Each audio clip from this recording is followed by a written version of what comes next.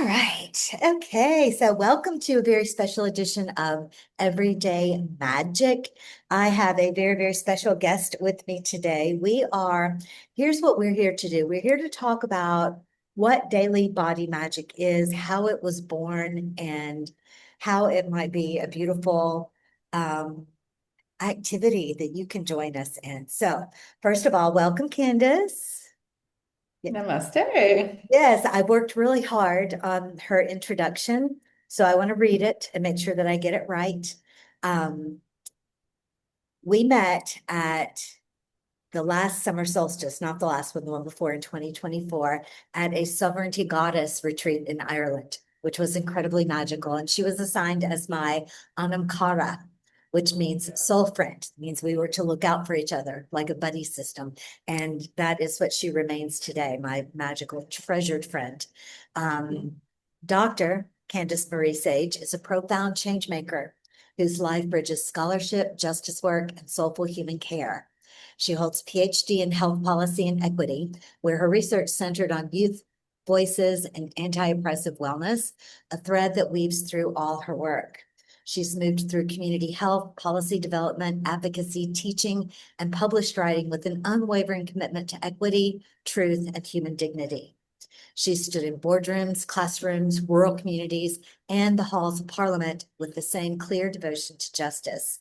For her field research, she returned to India 5 times, working through fierce heat and 18-hour days in clinics, villages, and government offices. And her question was simple and radical. How do globalization, caste, gender, and state investment in health and education determine who gets to live and live well? She's lived an adventurous and courageous life, navigating trauma, reinvention, and all the wild twists and turns of being a human. She's fierce in her love for her children and deeply committed to honoring our ancestors and ancestral wisdom. Candice, I love you. Thank you for being here. Well, thank you. And thank you for, oh, just And thank you. A lovely introduction. I know neither of us can get through that without tearing up a little bit. You're so Oh impressive. gosh. Yeah. Well, you know what? I think it's somewhat, it's a bit of a testament to working with you, is that I wish sometimes that I saw myself through your eyes. And that is my wish for you to see yourself through my eyes, to hold up a mirror for your brilliance, right? My quest every day. Ta. Okay, so the way that I'm going to tell how, from my perspective, daily body magic was formed, and then we want to hear from your perspective. So Candice began as my Okay. friend, and she was a client in the ancestral path to health, happiness, and freedom. And now she is my collaborator, helping me to shape the offerings and the way that I serve the women of the world in the way that I too can become a change maker, right? So she's my teacher and my partner and my friend and my supporter and, helping me to develop all of this work from a unique standpoint as the receiver of the benefits of these things. So in our work, Candice has, as you can see from her credentials, a brilliant and active mind.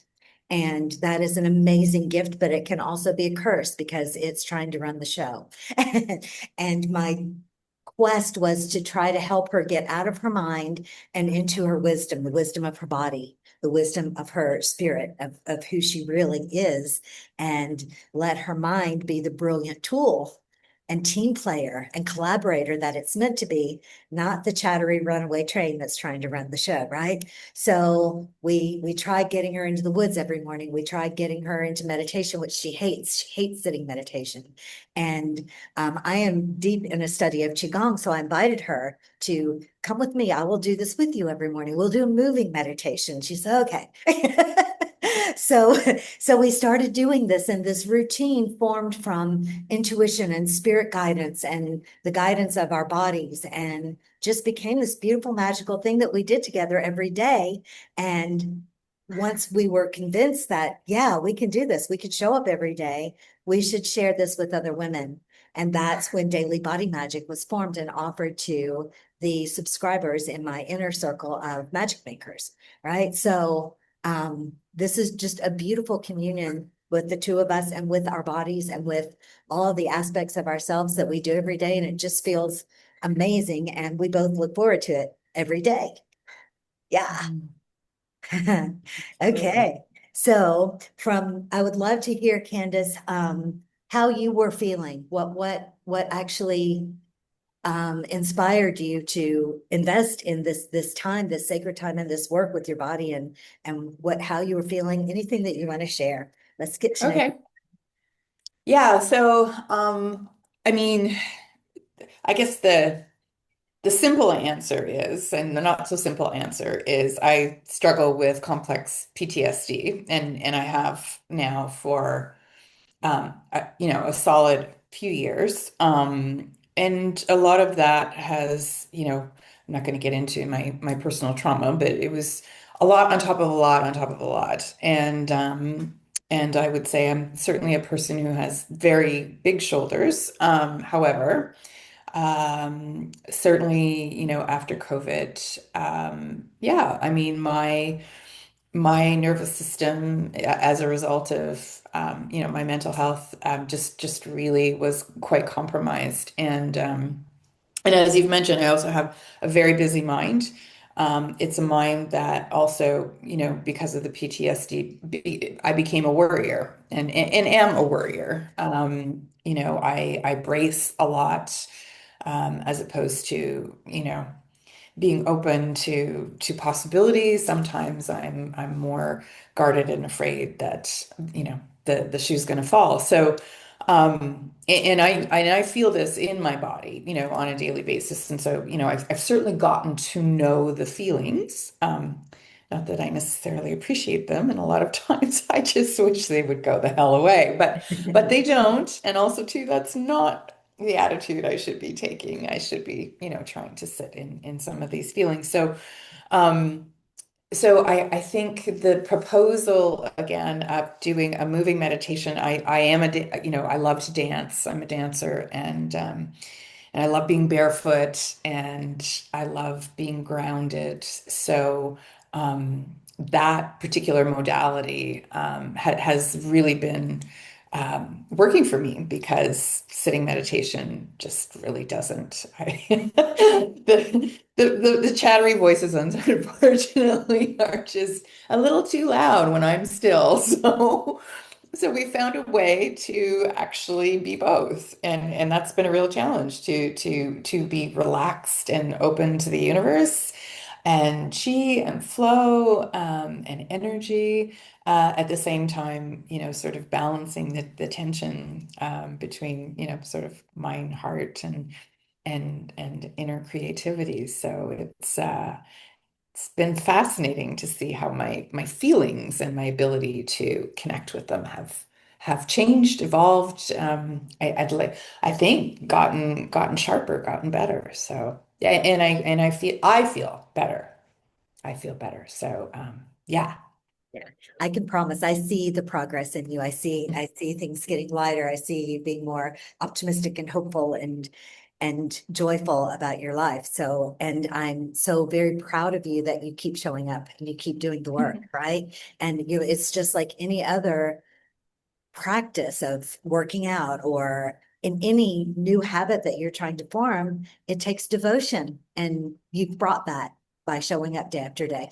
Okay, so describe a little bit about how the actual practice feels for you. And Okay. so the idea is that women who might be thinking of joining us have know what to expect from these Yeah. sessions. Yeah, so, I mean, we ease into it after a little bit of conversation, and it is a repetition, which I personally like, whether I'm doing yoga or other practices. I like knowing what's coming. I like being able, it gives me a sense of stability to be doing, pretty much the same practice each time. But yeah, so we gather. The interesting thing about gathering is that I think from an energetic perspective, it is a little bit amped up. I feel like when we do this as women together, it is more than the sum of its parts, and that's something that I truly feel. It's almost like a sense of belonging. It's a sense of safety. I can just literally visualize us, in my mind's imagination, in a circle in the woods with a fire going, like we had in Ireland. And it doesn't take much to get into that mindset. And so we ease into the routine. For me, that is my time actually of, being able to quiet, not even quiet the chatter, but just the chatter somehow kind of flows away. It goes to a different space. And sometimes, it'll pop back in, but by and large, after maybe the first 3 to 5 minutes, I'm in a really good state. And then we move through a variety of different motions. And I think the motions themselves are lovely in that we are touching on different chakras. Um, I feel again energetically that, it's almost like different pieces of me that really get ignored as, the day goes through, are activated. And so it makes me feel more connected to myself. And then, really by the end of the routine that we do, the practice, I'm usually in a very good place, a very light place, a very relaxed state. Um, and yeah, so it's something now I could do on my own, but it just wouldn't be the same if I was doing it on my own. Which is another piece I think is an accountability piece. And so you're talking about devotion, but to be fair, I look forward to this. And in fact, I would say more than look forward to it. If I'm having, sort of a tough day, a dark day, um, I know I'm going to be in circle again, and in practice again. And so for me, it's a little bit sometimes of a lifeline where I just sort of go, you know what? This is coming. This is going to happen again. And so it provides this stability. And it's just blanketed across my calendar. And it's rare that I miss it now. I plan around it because it's that important to me. Ah, I love to hear you say that. Okay, so if you remember, I asked you several times Candace, come join me. Come join me. I'll do it with you. Do it with me. What made you finally say yes? Um, Well, thank you for being more stubborn than I am, first of all. I think it was just recognizing that this was a possibility. This was something that I mean, I really just sort of, as you know, I put my faith in you a lot in terms of, a whole variety of different things because we're doing other work together. But I think this one was different, where it was just sort of like, you have so much experience with this, and you've trained over so many years in different modalities, Qigong just being one of many, that it was sort of like, you know what, like if she says it's good for me, I should just check it out, I should just take that little leap, that little leap of faith. So, yeah. So were you surprised at all when we started to, was there, what was your impression when we first started? I think when we first started, when I didn't know the regime as well, I was more prone to, again, my mind breaking in and, you know, the critique or whatever, moments where it's like, oh, geez, I should be doing something else right now. And it's just like, shh.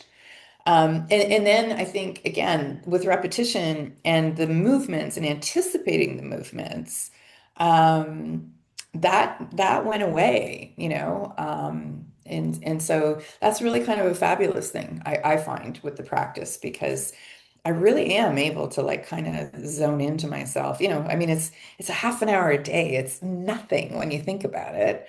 Planning to do it, yes, you do just have to block off the calendar, but like it's worth it. I've found it's really become something that is a part of me now and a part of my day. Okay, thank you. This is beautiful. Okay, so if you were speaking to a woman out there who has lived some of your experiences, and most of us have, Oh especially yeah. mothers, you know, a mother that hasn't had heartache and trauma around her children, I've never met one. Um, and transitions and aging and divorces and all of the life things that um, and this way in which we were brought up to make ourselves small, to put our needs behind everyone else's, all of those things that add up to we're middle-aged women who forgot who we are. We forgot Yeah. what we love and we forgot what we really want from life. And we don't quite feel that we deserve to claim life for ourselves, right? A friend made a comment to me about her garden recently, and she said, I did this honestly just for myself. I thought Mhm. that I should do that. I think it's okay to do that every once in a while. And I'm like, Yeah. girl, you're supposed to do that all the time because when you fill yourself up first, then you have so much more to give. It's not selfish to care for yourself and to claim your own joy, right? Yeah. So again, I'm very proud of you for stepping forward and showing up and doing all the stuff. Um, I'm looking at my notes to see if there's anything that we didn't cover. Um, so let's see, if you were to describe to this woman why this would be a great benefit to her, if you were to ask her and welcome her into our circle, what would you say? Mhm. Um, well, first and foremost, it is a circle, I mean, I'm someone who has always felt energy of places and people since I was very, very young. And so for me, I'm very conscious of my energetic environment. Interestingly enough, much less conscious of my own, myself, as you described as this container, as opposed to this container that just keeps giving externally without refilling. And so one of the pieces there's a couple of pieces. One I think is identity and belonging. And so for me, as someone who's an empty nester, who is has moved cities, is on a new career path. I mean, everything in my life is different, new. And so this was a way of finding a community, of feeling a sense of belonging, of I guess, sort of sisterhood in terms of just being together energetically. So that's one piece. I think the other piece is this accountability piece. And it's kind of like working out, I mean, I'm not someone who, deliberately likes to exercise for the sake of exercise. It's not to say that I don't exercise. I'm very active, but, and, sometimes these pieces of self-care, are just, it's almost like it's something else on the list. Like, I think people treat it one way or the other. Either like it's something to feel guilty about because you're selfish, because you should be doing something else that's more quote unquote productive, because that's our society. Or the flip side is, I think this is important for me, but I'm just not used to doing things for myself. I'm just not like I'm not wired that way, and I'm not even someone who necessarily gets joy from doing things for myself because I've got all those other voices kind of culturally talking to me that, like anyway, so long story short, I think is that yeah, there's a sense energetically of being again more than the sum of our parts. And that again, this is a place of belonging. This is a place of of safety. This is a place to yeah to together.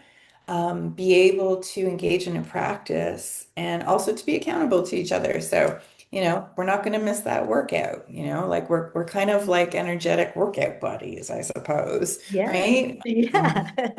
Yeah, so I've never really thought about it that way, but it kind of is, Yeah, it's but we absolutely are. But to kind of give another explanation of how exactly this practice works is it's a combination of connecting with our breath, connecting with our bodies, but it's not a workout, right? So actually no, it's only one rule that if anything hurts, you're doing it wrong. It's not that's supposed right. to hurt. And so it's a practice that you can do in a chair if you need to.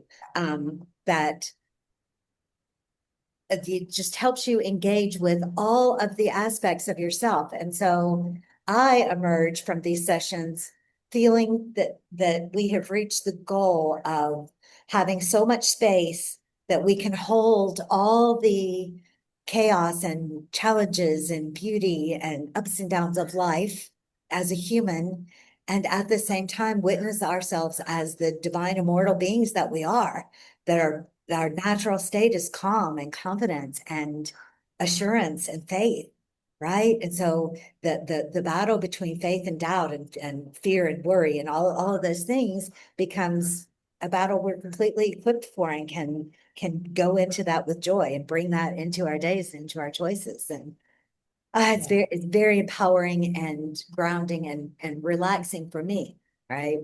And so Well, and you're right. It's a practice like as I'm becoming more familiar with it, like my favorite part of it is the yin massage. And I sometimes now will do that just kind of spontaneously. And when I can't do it with you, like I do it in the shower first thing in the morning so that I for sure am incorporating that into my life that day. If not, sometimes now like it's just something I turn to if I am feeling, stressed out or coming off the rails a little bit.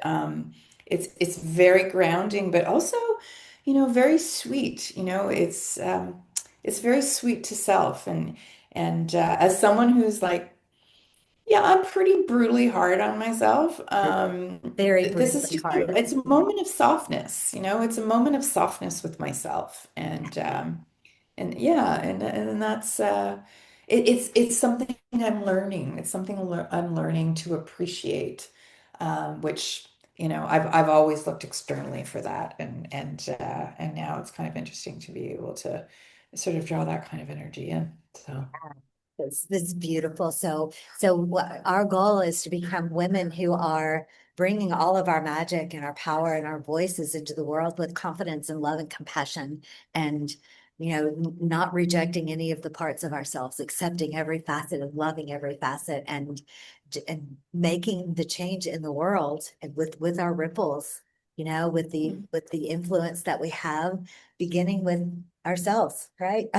I love it so very, very much. And I'm so grateful to you for your help and um, Oh, inspiring and helping craft and being my sounding board. And this is my wish is that this circle is full of women who look forward to coming, who get yeah. their boost of sisterly energy and get to have a mirror held up for them to see how brilliant they are, to feel seen and heard Yeah. and spend this time with their bodies.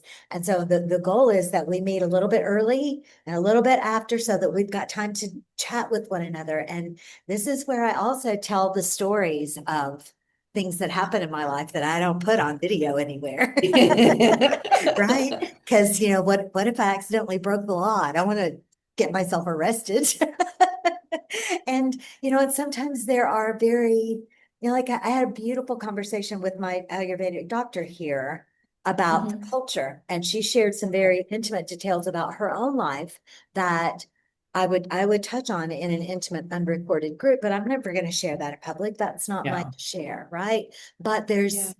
there's hope and brilliance in witnessing how she overcame the all of the caste restrictions and things that you know about from, Yeah. and became a doctor, and how she Yeah. will lead life differently for her own daughter. And so Yeah. this is a brilliant way of seeing that beautiful change is happening in the world and it's not hopeless. And yeah, so, Yeah. And right. I like to think, as my lovely Auntie Rosie in South Carolina would say, Goddess is rising, honey, Goddess is rising. God And is I awesome. That's part of it. It's our divine feminine, our nurturing selves are just so beautiful and powerful. And there's something about it when we come together and it is magic. I like to think of it as the old ways that we've forgotten, and women coming together in circle is such a powerful thing. And I just, I can't say enough about getting more of that, in more ways to do it. So I'm very grateful to you, Lauren, for again, like creating this container because safety is such an important part of that, and a place where we can be vulnerable but strong at the same time, and strong inner vulnerability. I mean, I think that's the biggest missing piece is that, at least for me, after going through the really, really hard stuff that I went through, the thing I didn't want to do was to have my heart harden. In fact, if anything, I wanted it to be softer and continue to be softer. And I think this practice really helps with that in terms of, really being able to dial into my softness, my vulnerability, but feel the incredible strength and power in that. So yeah, so that's, one of these, there's so many little paradoxes that come into play in the practice, which is like super cool. The vulnerability is actually strength if you don't There's, have a binary way of thinking. Yeah. And right. the final comment is that we don't have to be at the mercy of the world. We get to choose, how we are responding to whatever is happening, what we're bringing forth and what we're fighting for and what we Yeah. are, allowing to go through us, and that we're allowed to stand for what we believe in. We're allowed to be heard and we are allowed to, um, introduce a feminine narrative back into our society, right? That Yeah. has been male dominated for so long. And Yeah. not from this is really the last thing I'm going to say, and we're going to wrap this up. But I did a speech once on um, women's empowerment. And Mhm. one of the women said, "You are the first person I ever heard talk about women's empowerment who didn't put down men." And she said, "And I'm Right. raising a son. Yeah. I never knew how to get my mind around that." And so it's not about squashing the men. It's No. about making a space that we all get to thrive in all the parts of ourselves. And, men get to people, individuals get to bring forth their strengths, whatever they are, and shore each other up in the places that we, have weaknesses. And, we used to gather as women for cooking, for childcare, for gathering, Yeah. for all of these beautiful community building events that we just don't do anymore. And so finding a way to build that sisterly bond again is vital, in my opinion. Yeah. Yeah. And we used to also sit on councils and the councils of grandmothers, and that's how, things are allocated in villages through the wisdom of women. And so, yeah, like you, I don't, when I say, the divine feminine or the goddess rising, it's more, it is the womb of creativity, and possibility. And I think that's one of your great gifts to the world is just this, insatiable and also steadfast belief that, anything is possible, and if you look at the good. And I will say, my PTSD and my bracing and all that has been very, very stubborn, but through the work that I've done with you, I have, I feel like I've made, really significant strides. And that, I think, for anyone who is struggling that way is so important to know that, I'm not there yet, but I'm on the road. I'm on the road to wholeness. And I think that is really the essence of some of the work that you're doing, is that's what you're bringing to the table, is just this incredibly positive, reinforcing, um, love for the possible. So. Thank you so much, Mahanam Kara. Yes, thank you, Anamkara. Okay.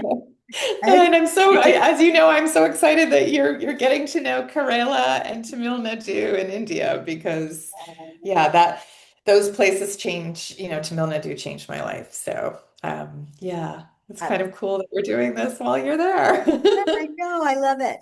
Okay, so Yeah. look around. There will be a link somewhere that you can go and look at a demonstration of daily body magic so that you can be prepared before you come to your first session. And I'm planning to recreate that. An updated version in some beautiful place here in India. That one I did spur of the moment in New Zealand and someone in my host living room. And so the information is all very valid and relevant, but we'll create a more beautiful video to share in the future. And then if you love it and it speaks to you, come on into Magic Makers and join us for a few sessions and try it out. See how it feels in your body. See what empowering gifts you can bring from a few sessions, and then maybe you'll keep coming back. Maybe you'll decide, not for me, but you never know till you try, right? I love you. I will see you at Daily Body Magic very soon. No matter what time it is, anywhere in the world, there's a Daily Body Magic coming up pretty soon, right? I love you. Hey, Namaste. namaste.